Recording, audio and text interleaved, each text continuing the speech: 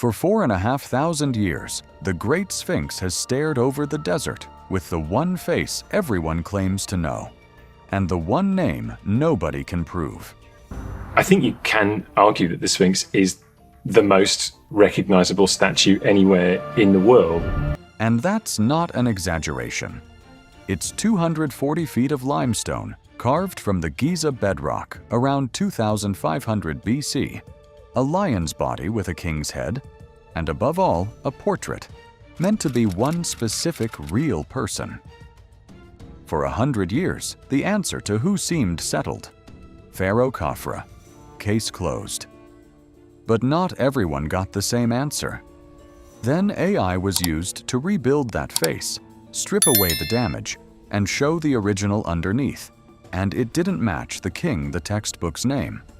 But before you can understand why that result unsettled anything, you have to understand why the world was so sure in the first place.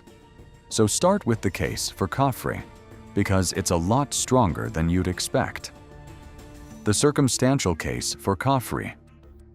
For most of the last century, if you asked an Egyptologist whose face the Sphinx wears, you'd get a confident answer: Pharaoh Khafre. And that confidence wasn't pulled from nowhere. It rests on a genuinely strong set of connections that would hold up well in most historical arguments. And to understand why the doubt matters, you first have to see how solid the standard case actually is. Start with where the Sphinx sits. It rests directly in front of Khafre's pyramid, positioned as if it were always meant to be part of his tomb complex. And it isn't just sitting nearby, it's physically tied in, because a long stone walkway runs from the Sphinx's temple straight up to that pyramid, connecting the two as one continuous site. Then there's what came out of the ground beside it. In the 1860s, a French archaeologist digging near the Sphinx found a life-size statue of Khafre himself, carved from hard dark stone, buried almost in the monument's shadow. Later work only tightened the link. In 1980, the Egyptologist Mark Lenner, working with a German geologist, showed that these structures were built from the same unusual limestone, a stone full of tiny fossilized sea creatures that makes it easy to match one building to another. That tied the Sphinx and Khafre's complex together as parts of a single construction. And the connection even reaches into the sky, because at the equinox, the setting sun drops neatly into the gap between the Sphinx and Khafre's pyramid, as if the whole layout had been designed around him.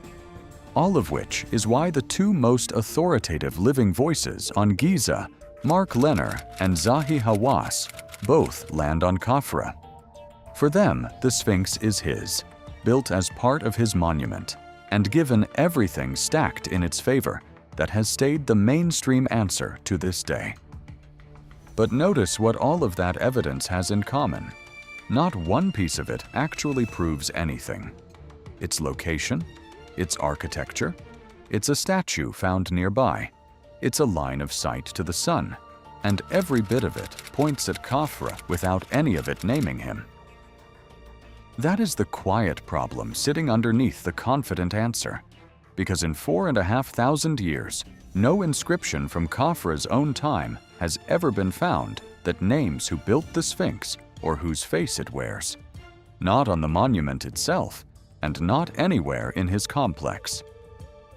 The scholars who credit Khafre know this better than anyone. Selim Hassan, the archaeologist who excavated the Sphinx and believed Khafre built it, admitted it outright. There is no inscription from that era connecting the two, and until someone digs one up, the case has to be treated as circumstantial. And it means the strongest case in all of Egyptology, for the most famous face on Earth, comes down to everything pointing the right way and nothing proving it. Which is exactly the case a good detective can reopen. A forensic artist and the face that doesn't fit. In 1992, the man who reopened it wasn't an Egyptologist at all. He was a police sketch artist from New York. And he came to the Sphinx with a very different set of eyes than the scholars who had studied it for a century. because when they saw a monument, he saw a face to be identified. Frank Domingo spent his career doing forensic facial work for the New York police, the job where you rebuild a suspect's face from fragments and hold one face up against another for a living. And when he was brought in to study the Sphinx, he approached it exactly the way he'd approach a case back home. He had two faces in front of him, the Sphinx and the known statue of Khafre, the same dark stone portrait that had come out of the ground beside the monument. If they were the same man, their proportions should line up. So he measured them against each other, angle by angle. They didn't line up. Domingo concluded that the two faces did not match, that whatever the Sphinx was, it had not been built to the same proportions as Khafre's statue, and that forensically, he was looking at two different people. It's worth being clear about what that is and isn't. It's Domingo's professional judgment, not a proven fact, and plenty of Egyptologists disagree with it. But it was the first time anyone had challenged the Khafre assumption with a hard, repeatable method instead of an art historical impression, and it's the moment the case stopped feeling closed. And once you start doubting the face, the monument hands you a second problem, one that even mainstream scholars have never fully explained. It has nothing to do with the face at all. It's the head itself. The head is too small. Set against that vast body, the head of the Sphinx is noticeably undersized, out of proportion in a way that's hard to miss once you've seen it. Stranger still, it's in far better shape than the rest of the statue. The body is covered in deep grooves worn into it over thousands of years, while the head is still relatively clean and sharp, its headdress lines crisp. It's as if the two halves of the same statue had been left out in the weather for completely different amounts of time. There are respectable explanations for this, and they deserve a fair hearing. The head is made from a harder, more durable layer of limestone than the soft rock of the body, so it would naturally survive better. And for most of its life, the body was buried up to the neck in sand, sheltered from the wind, while the head stood exposed. Together, those two facts account for a great deal of the difference. What they don't fully answer is the proportion. Harder stone and buried shoulders explain why the head wore better, but they don't explain why it's the wrong size in the first place. So by this point, you have two separate signals pointing the same direction. A forensic artist says the face doesn't match the king it's supposed to be, and the stone itself looks like the head may have been reshaped from something else. Which raises an obvious question, the one this whole story has been building toward. If a man with a ruler and a trained eye could see a mismatch just from the proportions, what would happen if you could digitally rebuild the entire face, strip away the damage, and see the whole thing as it was first carved? Someone finally tried. What the AI actually did. The newest investigator on this case isn't a person at all. It's a machine. In the last couple of years, people have started feeding the Sphinx into artificial intelligence, the image technology that can sharpen a blurry photo or rebuild a damaged one. The idea is simple and genuinely appealing. Take the most famous ruined face in the world and let a system trained on millions of faces do what no restorer would ever be allowed to do to the real stone, filling in the broken nose, smoothing away the erosion. From there, it can push the proportions back toward what they might once have been and produce a picture of the Sphinx as it may have looked on the day it was finished, whole again for the first time in thousands of years. And some people took it even further, simply asking an AI in plain language to weigh up all the evidence about the Sphinx and say whose face it thinks is really there. Here is where we have to be careful, because this is the exact point where the story gets stretched into something bigger than it is, and it's worth being precise about what genuinely happened. What the AI actually did was take the arguments that already existed, The same mismatch Frank Domingo measured back in 1992, along with the too small head and the century of doubt behind it, and turn all of it into a picture. It's a tool that reorganizes and visualizes what people had already argued, not a witness that saw something new. And yet, once you strip the hype away, something genuinely interesting is left standing. Because when the machine cleaned up that face and rebuilt it, the result didn't settle comfortably back onto Khafre. It came out looking like the same nagging problem the doubters had been describing for 100 years. A face that doesn't quite resolve into the king it's supposed to be. The AI didn't answer the question of who the Sphinx is. What it did was take the oldest suspicion about that face and show it to us in high resolution. It sharpened the doubt instead of dissolving it. And a sharper version of that doubt forces a harder question, the one the rest of this comes down to. If the reconstructed face still doesn't look like Khafre, then either it was never Khafre to begin with, or the face we're looking at isn't the original one at all. The theory that the face was recarved. Take that second possibility seriously for a moment, that the face we're looking at isn't the original one. It sounds like a stretch until you remember what the stone was already telling us. A head too small for its body, and a head in far better condition than everything beneath it. There's a single explanation that ties both of those loose ends together, and it's the idea some researchers have been circling for years, that the head of the Sphinx was recarved. Here's what that means. The reason the head looks too small is that it isn't the head this monument started with. What we see now was cut down from something bigger, an older and larger head that was reshaped into the face of a king.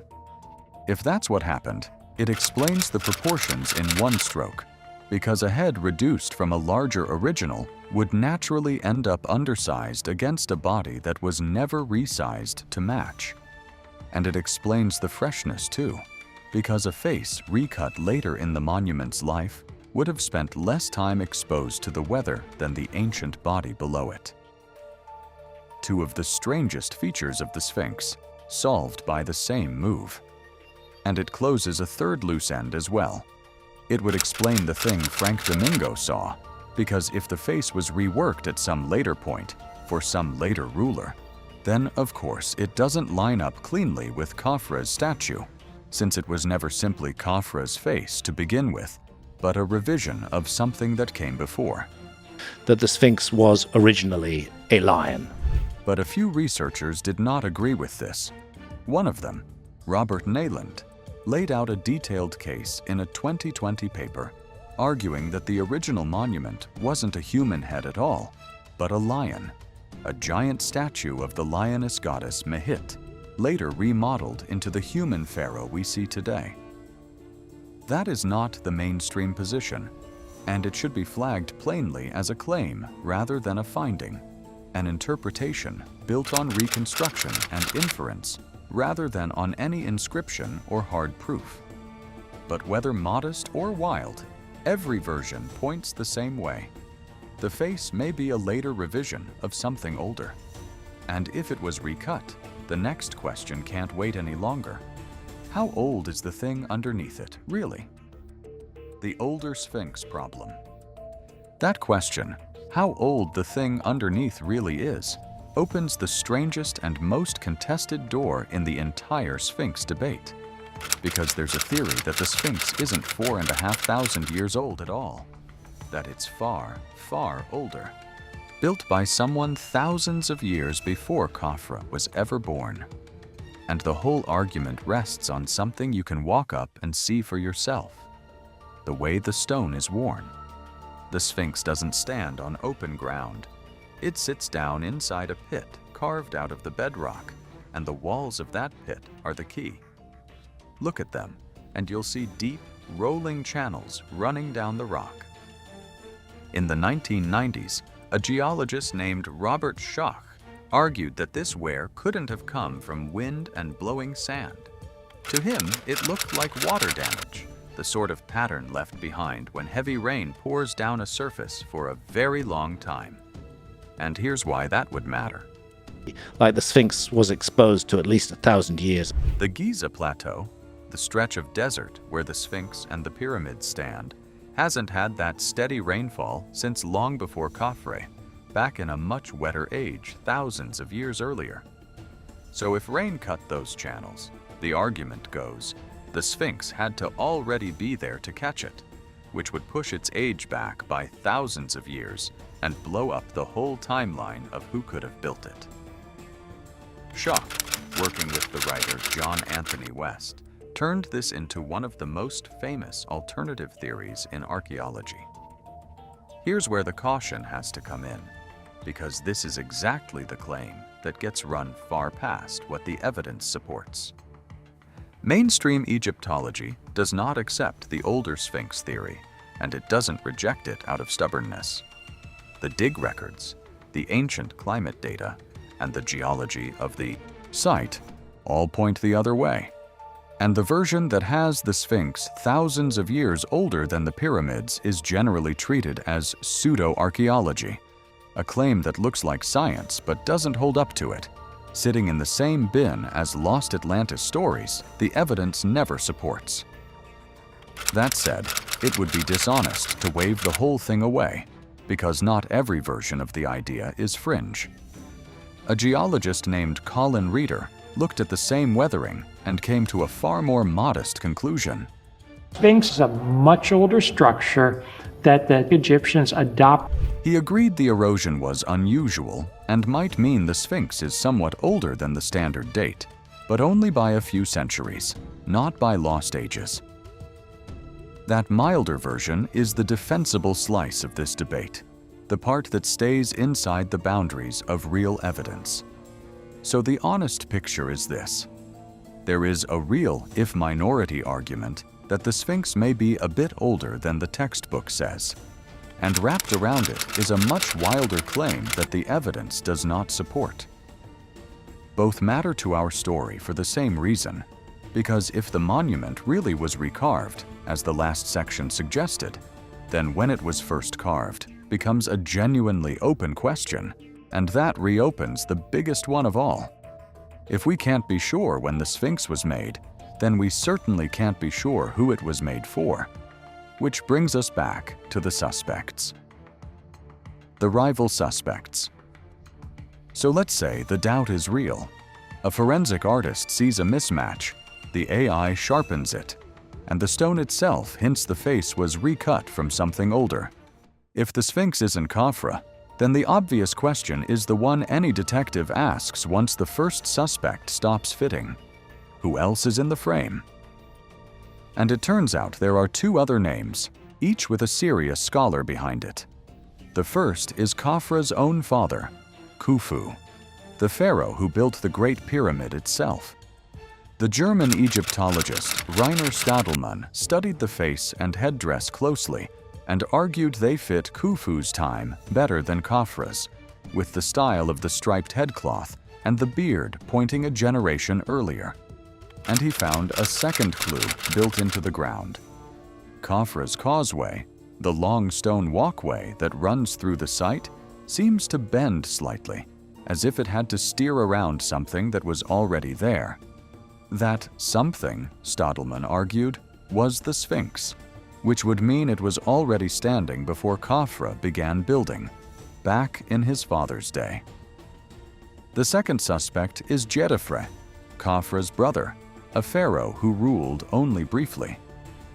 The French Egyptologist Vasile Dobrev proposed that Djedefre was the one who built the Sphinx, and that he built it not as himself, but as a tribute, carving it in the image of their late father Khufu to shore up respect for a dynasty that was wobbling.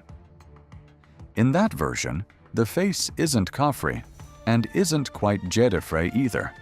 It's Khufu again, seen through the hands of a different son. None of these three men left an inscription claiming the Sphinx, which is the whole reason we're still guessing. Each theory is built by a real scholar on real observation, and each one has holes the others are happy to point out. Mainstream opinion still leans back toward Khafre as the best single answer.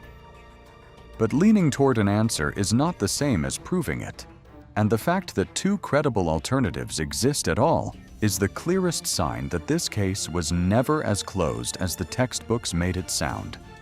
And that is where every road in this story eventually runs out. Not because there are no suspects, but because there's no confession. No matter which name you find most convincing, the one piece of evidence that could end the argument has never been found. Why we may never know. The reason this case stays open comes down to a single, frustrating absence. In 4,500 years, no one has ever found a text from the Sphinx's own time that says who made it or whose face it wears. Every other wonder at Giza leaves some trail, a name in a tomb, a mark on a stone. The Sphinx leaves nothing. That silence is why every tool lands in the same place. The forensic artist found a mismatch, but a mismatch isn't a name. The stone hints at a recarving, but a hint isn't a name. The dating, the rival scholars, the AI rebuilding the face in perfect resolution, none of them can produce the one thing that would end the argument. They can all deepen the doubt. None can close it. So here's where it honestly stands. For all the real cracks in the story, the best answer we have is still Khafre. The doubts are strong enough that no careful person can call the case closed, but not strong enough to name a new king in his place. We have a very good guess, and we don't have proof, and nothing has ever filled the gap between the two. Unless something extraordinary is still waiting in the sand, it may stay that way. The one thing that could settle it for good is a line of writing from the people who built it, and that is the one thing they never left behind. So did AI reconstruct the Sphinx's true face? In a way, yes. It cleared the damage and rebuilt what the stone once showed. But it didn't hand us an answer. It sharpened the oldest doubt. The most famous face on Earth may not be the king we always named. And it still won't say whose it is.